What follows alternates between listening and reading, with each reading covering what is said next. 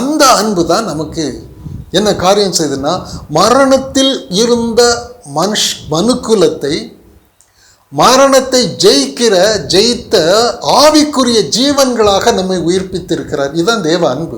எந்த நியாயப்பிரமாணம் செய்யும்? நம்ம நற்கிரியை செய்யணும். உலக நற்கிரியே செய்யலைன்னு சொன்னால் அவன் ஒரு மிருகத்தை விட கேடானவன் தான். உலக பிரகாரமான நற்கிரியை செய்யணும். அவன் அது உலக அன்பு, மனித அன்பு, மனிதாபிமானம். அது கூட செய்யலை அப்படின்னா, செய்யாமல் இருந்தால் அது ரொம்ப கேவலமான காரியம், பிசாசுக்கு அடுத்த காரியம்தான் அது. ஆனால் ஆண்டவர் நமக்கு செய்திருக்கிற அன்பு என்ன என்பதை, அந்த அன்பை நான் அங்கீகரிக்கவில்லை அப்படின்னா என்ன அர்த்தம்? இன்னும் நான் மனுஷனை போல உலகத்தை நம்பி உலக தாளந்துகளை நம்பிக்கொண்டு இருக்கிறேன்னு சொன்னால், அவர் எனக்கு செய்த ஆவிக்குரிய அன்பை குறித்து எனக்கு ஒரு அக்கறை இல்லைன்னா நான் உயிர்ப்பிக்கப்பட்டிருக்கிறேன் இன்றைக்கு எத்தனை பேர் நம்மளால் விசுவாசிக்க முடியும்? இந்த உயிர்ப்பிக்கப்பட்டேன் என்கிற விசுவாசம் தானே நம்முடைய வாழ்க்கையில் வருகிற உபத்திரவத்துக்கு நாம விடுகிற சவால். ஒவ்வொரு உபத்திரவமும் மனுஷனை துன்புறுத்தும் பொழுது, நான் உபத்திரவங்களால் துன்புறுத்தப்படுகிற ஒரு மனுஷனாக இல்லை, நான் உயிர்ப்பிக்கப்பட்டவன் என்கிற விசுவாசம் எனக்குள்ளே வரணுமே. அப்போதானே உபத்திரவத்தை ஆபிரகாம் சவால் விட்டாரு. வந்து பாரு, 25 வருஷ காலத்துக்கு மேல சவாலுக்கு சவால். அவன் ஒரு பட்டயத்தை எடுத்துக்கிட்டு சவால் விடுறான், தாவீது இன்னொரு பட்டயத்தை எடுத்துக்கிட்டு சவால் விடுறார். இந்த பட்டயமா அந்த பட்டயமா பாருங்கிறார். நீ வாழ்கிற வாழ்க்கை உலகத்தில் மேன்மையான வாழ்க்கை இருந்தால் கூட அது தரமட்டமான வாழ்க்கை. நான் வாழ்கிற வாழ்க்கை கிறிஸ்துவை தரித்து கொண்டு வாழ்கிற வாழ்க்கை. இந்த வாழ்க்கை தான் உன்னத வாழ்க்கை. நீ என்ன செய்வாய்? நீ உபத்திரவத்துக்கு நீ சவால் விடுவாய். இதுதான் ஆண்டவர் நம்ம உயிர்ப்பித்து இருக்கிறது. இதெல்லாம் நமக்கு தெரியலை அப்படின்னா, இந்த வசனத்தை சும்மா ஏதோ வாசிட்டு போனால் அதில் என்ன பிரயோஜனம்? இந்த வார்த்தை நமக்கு ஜீவன். இது பரத்திலிருந்து வருகிற ஞானம். இது பொன் வெள்ளி கிடையாது. பொன்னோ வெள்ளிய என்னிடத்தில் இல்லை, நசரேயனாகிய இயேசுவின் நாமத்தில் நீ உயிர்ப்பிக்கப்படணும். இது நம்ம உயிர்ப்பிக்கின்ற வார்த்தை. ஒவ்வொரு வார்த்தையும் நம்மை மனுஷ நிலையிலிருந்து ஆவிக்குரிய நிலைக்கு உன்னத வாசியாக மாற்றுகிற வார்த்தை. இதை நம்பலைன்னா, எனக்கு மத நீதி இருந்து எனக்கு என்ன லாபம்? எனக்கு ஐஸ்வர்யம் இருந்து என்ன லாபம்? ரெண்டும் ஒன்று தான். மத நீதியும் ஐஸ்வர்யமும் ஒன்று தான். அதை என்னை கைவிடும். இப்போ கிறிஸ்துவுக்குள் என்ன நடந்திருக்கிறது? இதைத்தான் நாம் உன்னத வாழ்க்கைக்கு அஸ்திவாரமே இதுதான். தேவனோ இரக்கத்தில் ஐஸ்வர்யம் உள்ளவராய் நம்மில் அன்பு கூர்ந்த தம்முடைய மிகுந்த அன்பினாலே அக்கிரமங்களில் மரித்தவர்களாய் இருந்த நம்மை கிறிஸ்துவுடனே கூட உயிர்ப்பித்தார். கிருபையினாலே ரட்சிக்கப்பட்டீர்கள். கிறிஸ்துவுடனே கூட உயிர்ப்பித்தார். அந்த ஒரு சரீரத்தில் மனுக்குலமே உயிர்ப்பிக்கப்பட்டது. இப்படி நம்பணும்.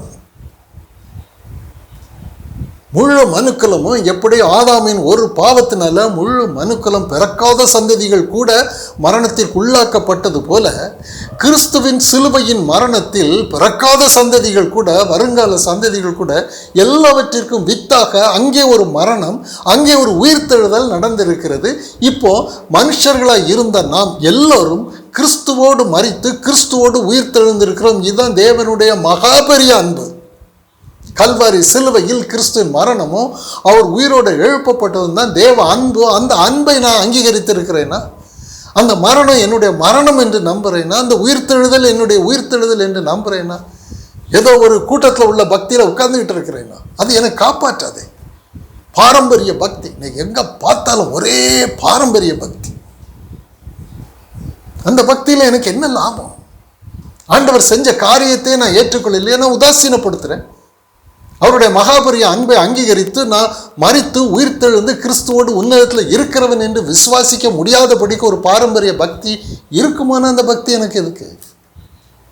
எனக்கு சந்தோஷத்தை கொடுக்காத, இளைப்பாறுதலை கொடுக்காத, உபத்திரவத்தை எதிராக சவால் விடுகிற ஒரு வாழ்க்கை எனக்கு இல்லை என்றால் நான் நொந்து போயிருப்பேன், சோர்ந்து போயிருப்பேன், இடறி போயிருப்பேன். எவ்வளவு தாளந்துகள் இருந்தாலும் போராட்டத்தில் தான் இருப்பேன். இங்கே தான் ஆண்டவர் நம்ம அவருடைய வார்த்தையை கொண்டு உயிர்ப்பிக்கிறார். இந்த வார்த்தை நம்ம உயிர்ப்பிக்கின்ற வார்த்தை. இது உலக தாளந்துகள் இல்லை, இது பொன் இல்லை, வெள்ளி இல்லை. வீணான வாழ்க்கை பாரம்பரியத்தினால, உங்கள் முன்னோர்களின் பாரம்பரியத்தினால வீணான வாழ்க்கை வாழ்ந்த உங்களை பொன்னினாலும் வெள்ளியினாலும் மீட்கப்படாமல் குற்றம் இல்லாத மாசற்ற ஆட்டுக்குட்டியாகிய இயேசு கிறிஸ்துவின் விலையேறப்பட்ட இரத்தத்தினால் மீட்கப்பட்டீர்கள். அந்த மரணம் நம்முடைய மரணம். அந்த உயிர்த்தெழுதல் நம்முடைய உயிர்த்தெழுதல். இப்படி நாம் விசுவாசித்து உன்னதவாசியாக மாறவில்லை என்றார் உலகத்தில் பக்திமானா இருந்து என்ன லாபம்? இன்னைக்கு எல்லாரும் பக்திமான்கள் தான், பாவம் செய்ய மாட்டாங்க, யாருமே பாவம் செய்ய மாட்டாங்க. அதை பார்ப்போம். அப்போ கிறிஸ்து இயேசுவுக்குள் 6வது வசனம், அவர் நம்மிடத்தில் வைத்த தயவினாலே தம்முடைய கிருபையின் மகா மேன்மையான ஐஸ்வர்யத்தை வரும் காலங்களில் விளங்கச் செய்வதற்காக ஒரு வார்த்தை தான் ஆபிரகாமுக்கு சொன்னார். அவருடைய இரக்கம் கிருபை முழுவதையும் அவர் காட்ட ஆரம்பிச்சிட்டார் ஆபிரகாம்.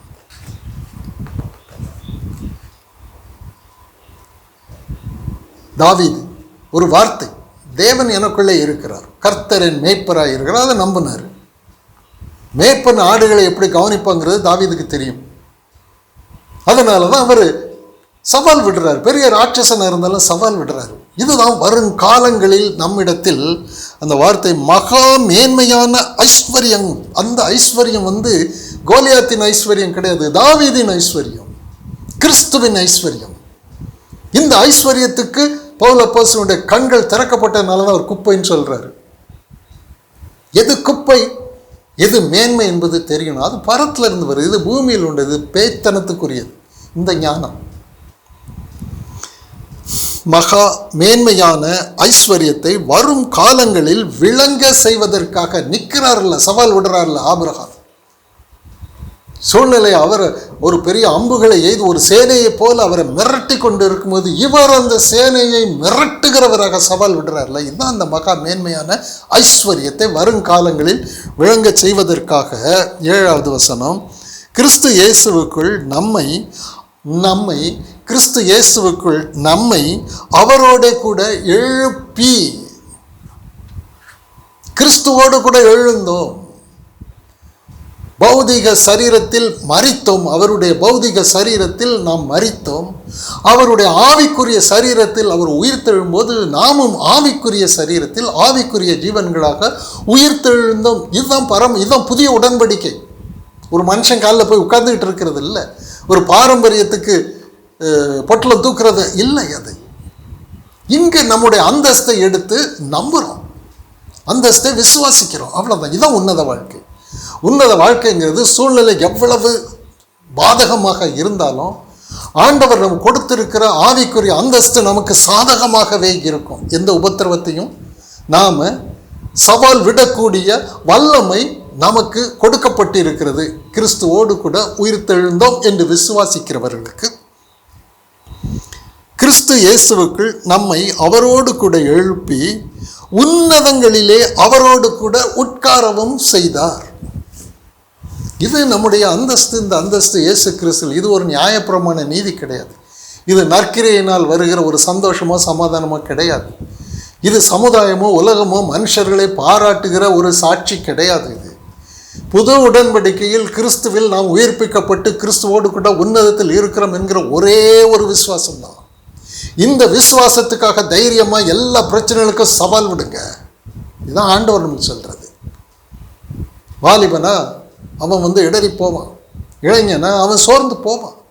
கர்த்தருக்கு காத்திருக்கிறவன் என்றால் கர்த்தருடைய வார்த்தை நம்புகிறவன் சூழ்நிலைகளை இப்படித்தான் பார்ப்பான். இது ஆண்டவர் கொஞ்சம் கொஞ்சமாக தான் கொண்டு வருவார். ஒரே நாளில் ஒரு படி கடைசி படிக்கு நம்ம ஏற முடியாது. ஒவ்வொரு நாளும் கலக்கம் வரும், ஒவ்வொரு நாளும் பிரச்சனைகள் இருக்கும், ஒவ்வொரு நாளும் சூழ்நிலைகள் மாறும். தள்ளப்பட்டதை போல இருக்கும், கைவிடப்பட்டதை போல இருக்கும். என்ன ஆனாலும் சரி, ஆபிரகாம் எப்படி சவால் விட்டார், ஆண்டவர் எப்படி சவால் விட்டார், அப்போஸ்தலர்கள் எப்படி சவால் விடுறாங்க, விரகத்தானே எழுதுறாரு. உன்னதங்களில் இருக்கிறோம். நான் ஒரு மனுஷனாக, ஒரு பௌதிக மனுஷனாக இல்லை, ஒரு பக்திமானாக, நீதிமானாக, நியாயப்பிரமாண பக்திமானாக நம்ம இருக்க வேண்டாம். நியாயப்பிரமாணத்தின் கிரியையினால் வருகிற நீதியின் காலம் முடிஞ்சது. இப்போ நியாயப்பிரமாணத்தின் நிறைவேறுதலின் காலம். நியாயப்பிரமாணத்தின் நிறைவேறுதல் என்றால் தெய்வத்துவம் எனக்குள்ளே இருக்கு, கிறிஸ்து எனக்குள்ளே இருக்கிறாரு. அதான் சவால் விடுறது. அது உன்னை சவால் விடும் பொழுது நீ பதிலுக்கு நீ சவால் விடு.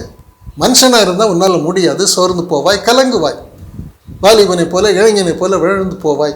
ஆனால் கிறிஸ்துவோடு கூட நம்ம கொடுக்கப்பட்டிருக்கிற அந்தஸ்து அவரோடு கூட எழுப்பி உன்னதங்களிலே அவரோட கூட உட்காரவும் செய்தார். நம்முடைய அந்தஸ்து எவ்வளவு உன்னதமான இடம்!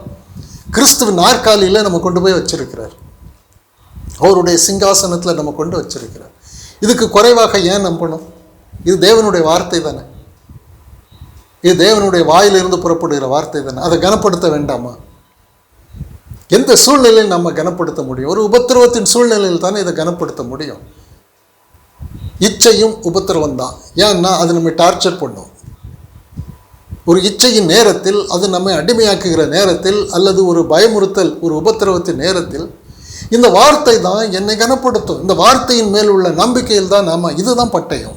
இருபுறம் கருக்குள்ள எந்த பட்டயத்தை காட்டிலும் வல்லமையான பட்டயம் எனக்கு கொடுக்கப்பட்டிருக்கிற அந்தஸ்தை நான் எடுக்கலை அப்படின்னு சொன்னால் நான் எப்படி நான் கோலியாத்தை போல தான் இருப்பேன். நமக்கு கொடுக்கப்பட்டிருக்க காரியங்கள், இந்த வார்த்தைகள் எல்லாம் நாம் வாசிக்கிறது கிடையாது, என்ன, அப்புறம் அதை நம்புறதும் கிடையாது. என்ன, அப்படி ஒரு கேடான சமுதாயம் ஆகிவிட்டது. ஒரு பாரம்பரிய பக்தி, அந்த பக்தியில் ஒன்றுமே கிடையாதுங்க, ஒன்றும் கிடையாது. அதுக்கு 0 மார்க் போடுங்க, முட்டை மார்க் போட்டுக்கங்க, அவ்வளோதான். எவ்வளோ பக்தி, நீதி, கிரியைகள் எதுவானாலும் சரி முட்டை மார்க் போடுங்க. உங்களுடைய உபத்திரவத்துக்கு வேலை செய்யாது, பாதாளத்துக்கு நம்மை விளக்காது, பரலோகத்தை நமக்கு கொடுக்காது. அப்புறம் எதுக்கு பெரிய பக்திமான நான் ஏன் காட்டணும்? பெரிய வல்லவனாக நான் ஏன் காட்டணும்? அதில் என்ன லாபம் இருக்கு? கிருபையினாலே 8வது வசனம், விசுவாசத்தை கொண்டு ரட்சிக்கப்பட்டீர்கள். இதான் உன்னதத்துக்கு போயிட்டோம், அதான் அர்த்தம். கிறிஸ்துவோடு கூட அவருடைய சிங்காசனத்தில் உன்னதத்தில் இருக்கிறோம். இதான் ரட்சிப்பு. பூமியில் மனுஷராக இருந்த நாம், பாவத்திலும் அக்கிரமத்திலும் மரித்து போய் கிடந்த நாம், மத நீதியாக, சபை நீதியாக, ஸ்தாபன நீதியாக, பாரம்பரிய ரீதியாக நீதிமான்களாக இருந்த நமக்குள்ளே மரணம் மறைஞ்சிருந்தது, அக்கிரமம் மறைஞ்சிருந்தது. இப்போ அவை எல்லாம் கல்வாரி சிலுவையில் புரட்டப்பட்டு, அந்த வஞ்சிக்கின்ற நீதி பரிசுத்தங்கள் எல்லாம் சிலுவையில் அறையப்பட்டு, பாவம் மட்டும் இல்லை, வஞ்சிக்கின்ற நீதிகள் எல்லாம் சிலுவையில் அறையப்பட்டு, நமக்கு விரோதமாக இருந்த கையெழுத்தை அவர் கொலைச்சிட்டார். அவரோட மரித்து அடக்கம் பண்ணப்பட்டு ஆவிக்குரிய ஜீவன்களாக உயிர்ப்பித்து அவரோடு கூட உன்னதத்தில் இருக்கிற இந்த வாழ்க்கையை தான் எடுத்த ஆண்டவர் உபயோகிக்க சொல்கிறார். ஒவ்வொரு உபத்திரவத்திலும் இந்த நமக்கு நடந்த இந்த சம்பவத்தை நம்பணும். நம்புகிறது தான் பட்டயம், விசுவாசம்தான் பட்டயம், வேற ஒன்றும் கிடையாது. அந்த பட்டயத்தை கொண்டு தான் ஆபிரகாம் என்ன பண்ணார்? சவால் விட்டார். தானியேல் அந்த பட்டயத்தை கொண்டு தான் அவர் சவால் விட்டார். இப்போ நம்ம கொடுக்கப்பட்டிருக்கிற பட்டயம் எவ்வளவு வல்லமை உள்ள பட்டயம் என்பதை நமக்கு தெரியாது. ஏன்னா மனக்கண் குருடு. இப்பிரபஞ்சத்தின் அதிபதி மனக்கண்களை குருடாக்கி வச்சிருக்கிறான். அவனும் பாதாளம் போகத்தான் போகிறான். இருக்கிற எல்லாரையும் பாதாளத்துக்கு கொண்டு போகிறதுக்கு தான் மத பரிசுத்தங்களை, கிரியைகளை ஏற்படுத்தி வச்சிருக்கிறான். நமக்கு விசுவாசம் இருக்காது. இப்படித்தானே விசுவாசிக்க சொல்கிறார். ஆபிரகாம் விசுவாசத்தில் தானே அவர் சேலஞ்ச் பண்ண, தேவன் எனக்கு இப்படித்தான் சொல்லியிருக்கிறாரு. தேவன் எனக்கு சொல்லிட்டாருன்னா, எனக்கு முன்னாடி நிற்கிறவன் ராட்சசனாக இருந்தாலும் சரி, அது இருளாக இருந்தாலும் சரி, மரண இருளாக இருந்தாலும் சரி, அழுகையின் பள்ளத்தாக்காக இருந்தாலும் சரி, அது எதுவானாலும் சரி, அது நிற்காது. எனக்கு கொடுக்கப்பட்டிருக்கிற அந்தஸ்து, நான் தீயின் வழியாக போவேன், நான் அக்கினியின் வழியாக போவேன், நான் தண்ணீரின் வழியாக போவேன், தீயும் தண்ணீரையும் கடந்து வந்தோம். அதுதான் ஆண்டவர் நமக்கு தீயும் தண்ணீரை அவங்க அவ்வளோ சேலஞ்ச் பண்ணியிருக்காங்க. தீயா நான் சேலஞ்ச் பண்ணுறேன். ஏன் அப்படின்னா, எனக்குள்ளே கிறிஸ்து இருக்கிறார், நான் இல்லை, நான் உன்னதவாசி. தண்ணீரா, அவர் என்னை கொண்டு போகிற இடத்துல தீ இருந்தானே, தண்ணீர் இருந்தானே, ஆழ்கடல் இருந்தானே, பார்வோன் இருந்தானே, அவன் சேனை இருந்தானே, எது இருந்தானே, உலகத்தில் எந்த உபத்திரவமாக இருந்தானே, எதுவாக இருந்தானே, அவர் கூட்டிகிட்டு போகிறார். நான் உயிர்ப்பிக்கப்பட்ட ஆவிக்குரிய ஜீவன்.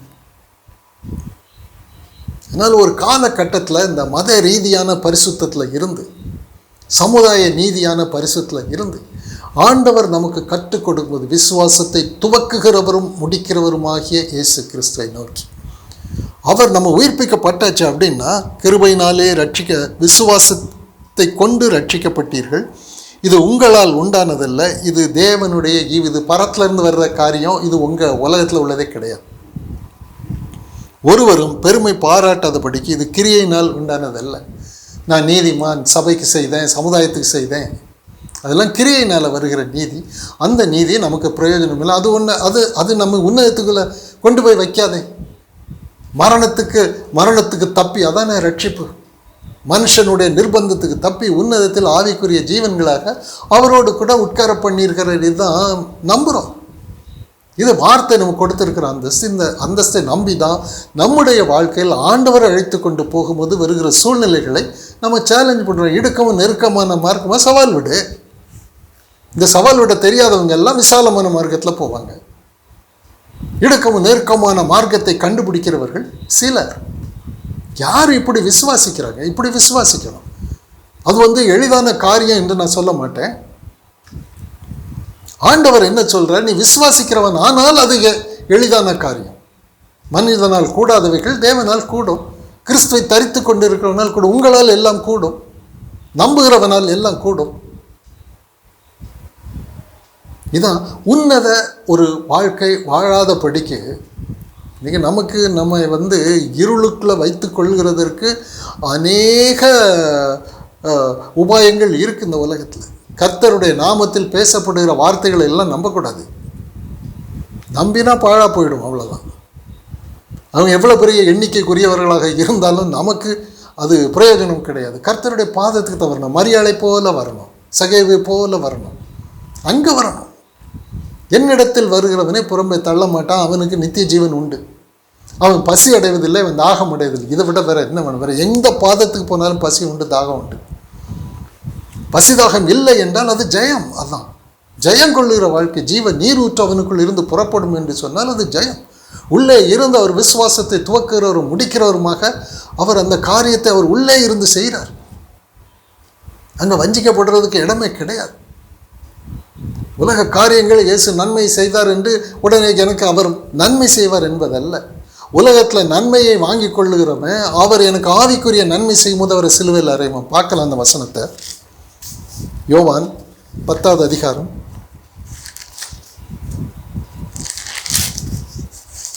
10வது அதிகாரம் 30வது வசனத்தில் இருந்து இயேசு சொல்றார், நானும் என் பிதாவும் ஒன்றாய் இருக்கிறோம். அப்பொழுது யூதர்கள் மறுபடியும் அவர் மேல் கல் எறியும்படி கல்களை எடுத்துக்கொண்டார்கள். இயேசு அவர்களை நோக்கி, நான் என் பிதாவினாலே அநேக நற்கிரியைகளை உங்களுக்கு காண்பித்தேன். அவைகளில் எந்த கிரியை நிமித்தம் என் மேல் கல் எறிகிறீர்கள் என்றார்.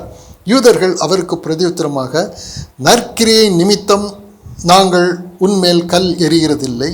நீ மனுஷனாய் இருக்க உன்னை தேவன் என்று சொல்லி இவ்விதமாக தேவ தூஷணம் சொல்லுகிறபடியினால் உன்மேல் கல் எறிகிறோம் என்றார்கள்.